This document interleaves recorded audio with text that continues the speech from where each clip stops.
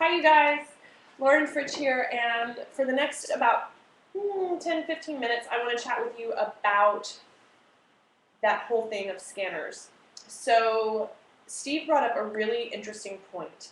It is the concept of saying, hey, what am I interested in? What can I learn about it? How can I incorporate it into, if not my work day-to-day life, into my life in general?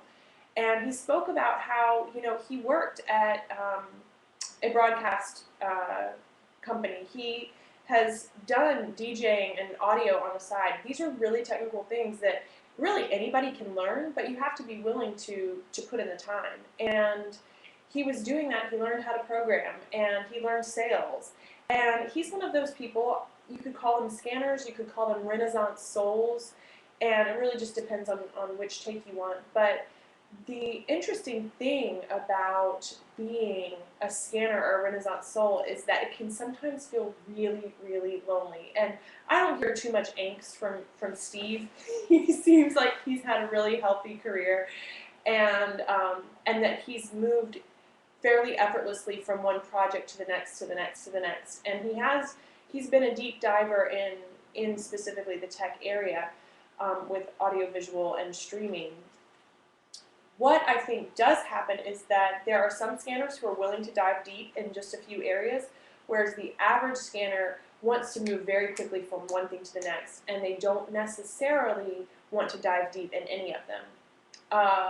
The reason I know about scanners or Renaissance souls is because I am one, and for me personally, it's been a challenge. Because as I go through my career, I like working on projects because it gives me an opportunity to learn something, dig into it, and then once I'm done, move on to the next thing, which for me is always much more interesting and useful and melds with my skill set better than having to go back and do the same thing over and over again. If I have to do something a million times, it's really not fun for me. That is why I do not teach yoga more than a couple times a week. If I had to say downward dog like 100 times every day, I'd get really, really bored. So, that being said, a lot of the people who come through my funnel also tend to be scanners or Renaissance souls.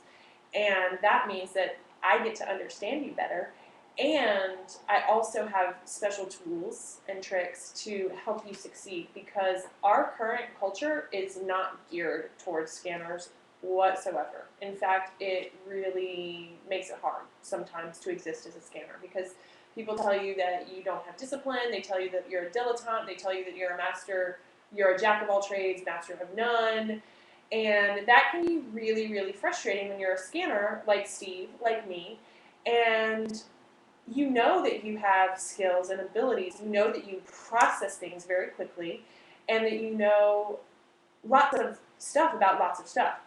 And if that's you, then I want to talk about what it means to be a scanner and some of the things that you can do in order to make it easier to live your life and work your business as a scanner. So, that being said, one of the biggest things is first to just recognize that you are one. That you tend to have many different interests at one time, that if anything, if you are not productive right now, it's probably because you think you want to do 8 billion things. Literally 8 billion.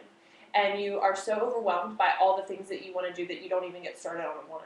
And if you're a reasonably successful entrepreneur, you've probably managed to squelch that perspective a little bit, enough to do some things.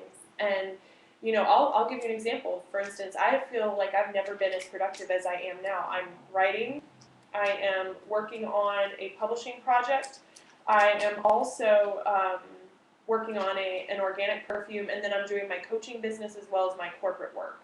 So, and I teach yoga, starting Tuesday again. It's been about 9 months. So that's 5 big things that for a lot of people would be completely overwhelming, whereas for me it's just like what I like to do.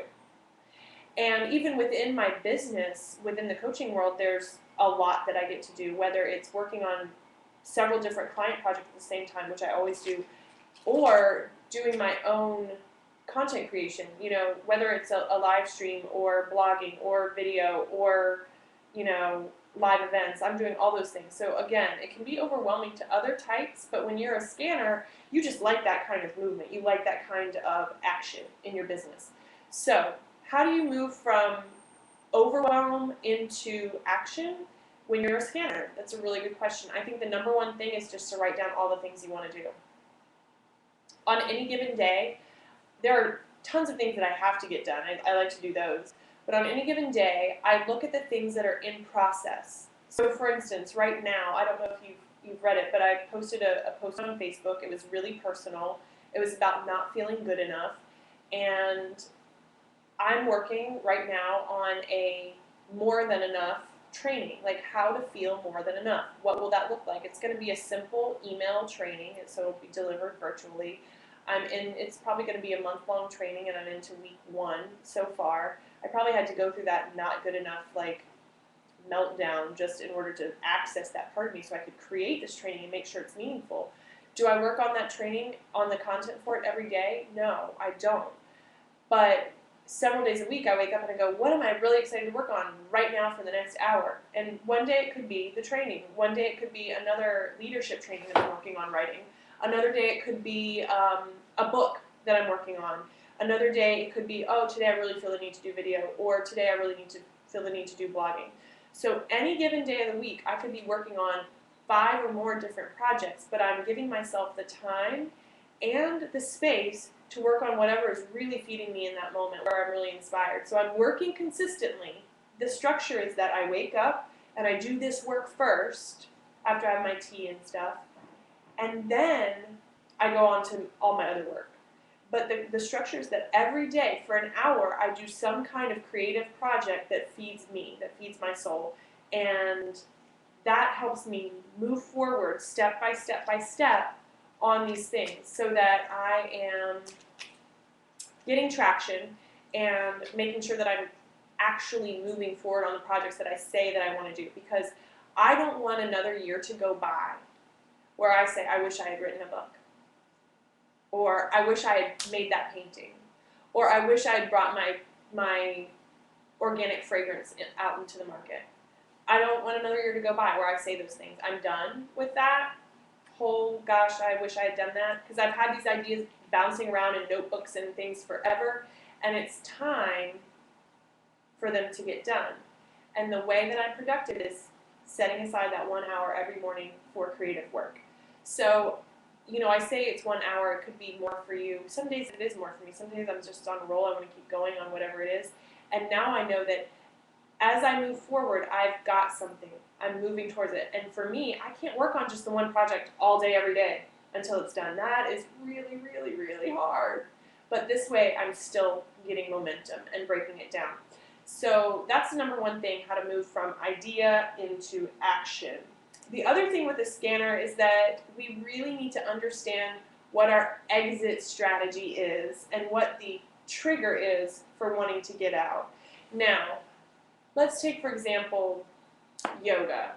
So I became obsessed with yoga in the 2000s and then went to my teacher training. I taught yoga. I was teaching like 11 classes a week. And then there was a point at which I was like, okay, I think I've got it from here. Like, I don't need to spend $10,000 a year on yoga courses anymore. I think like I'm at a good point. I don't want to leave yoga entirely, but I'm not actively cultivating my education in yoga at this point. I go to a thing here or there, I go to a workshop here or there, but it's not something that I'm like totally focused and obsessed with right now. Why? Because I was ready for my exit. So I got to a point with yoga where I felt enough mastery, where I got enough personal gain from it, meaning it was serving like my life, my practice, my exercise, my, spiritual practice, and I felt like pretty confident in my skills as a teacher, and I didn't feel the need to go any further. I had gotten what I came for. Now, there are other people who do 10 times as much studying as I do of yoga, and that's great for them, but for me, that's just not where I need to take it. I'm ready to operate with the information I have and the skill set I have and the skill level and ability I have as a practitioner and as a teacher, and then go on and learn something else new. So for me, I wanted to get to a certain level of mastery, and then I'm ready to move. So it could be the same for you, but you need to figure out what that level of mastery is, and then when you get there, recognize it. So instead of saying, "Oh, you have to finish, you have to keep going, you've got to study more," recognize that you've gotten what you came for, and that it's time to move on, and it's okay to move on instead of beating yourself up about it. So those are two things that I wanted to address with scanners. If you want to study scanning further, and I highly recommend it, then I would grab Barbara Sher's book, Refuse to Choose. It's wonderful. It's got really active things that can help you take your scanner self and really turn it into a productive thing for you as opposed to something that doesn't help your productivity. And the two exercises I just gave you were adapted from, they're how I look at Barbara Sher's exercises for scanners. What else? I think that we're going to come back to this because scanners, that's a big thing for people who are entrepreneurs. And also, too, I'll tell you in the next little bit about my More Than Enough program. It's going to be super easy, delivered via email, but I'm excited to share more with you. So I'm going to hop off, and then we will have our next speaker at 2 p.m. And until then, peace.